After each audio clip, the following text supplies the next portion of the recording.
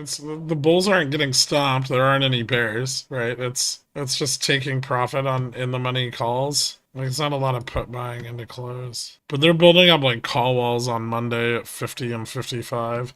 Big ones. Ding ding.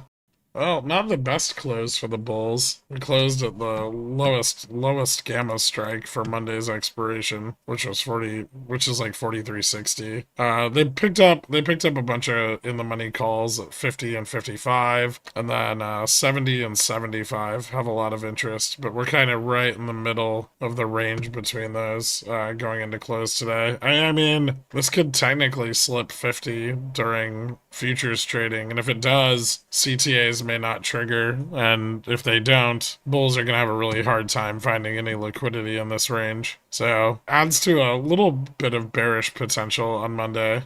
I still don't think we're going to see the underside of 4,300 for a little while, but yeah, a little bit more potential for the CTAs not to squeeze out. And that'll depend on futures behavior, which just bounced here at close, so maybe they just hold it. VIX down to 15, almost $15 at close today. VIX futures 16.15.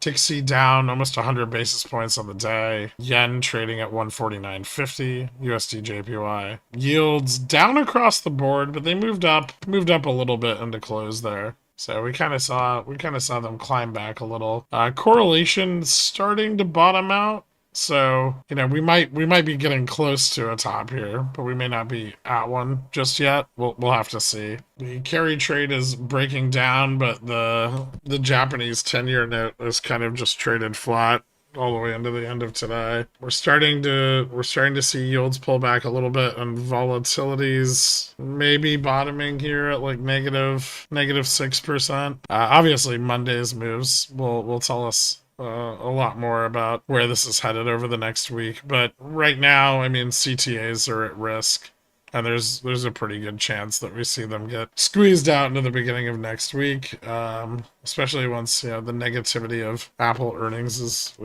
fully off the table and Mag 7 can pump a little more freely. RSP again, kind of the all-star here, up 164 basis points today, significantly ahead of NQ, which is up like 125.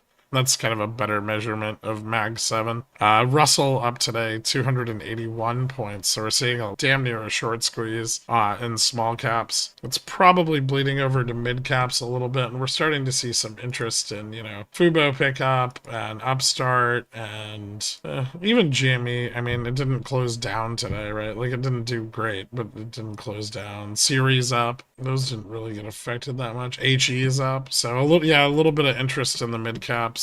Maybe some utility flows pushing the Russell 1000 a bit, but I'll have more information. We're get a chance to look over the options data tonight. I want to kind of see how this structure is building out for the upside, because there was some weakness in it earlier today and a little bit into close as well. And the more we stagnate under gamma neutral, the greater the chance of all this price action turning around, right? And if it does turn around, they haven't de-risked all that much, so we can quickly move back to levels we were at previously. Yeah, that's about it. I'll let you guys know more on Saturday when we get some opportunity to pour over the data this weekend. So Sunday.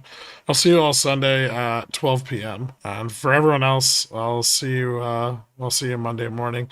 Thank you guys so much, and have a great weekend, everybody. Later.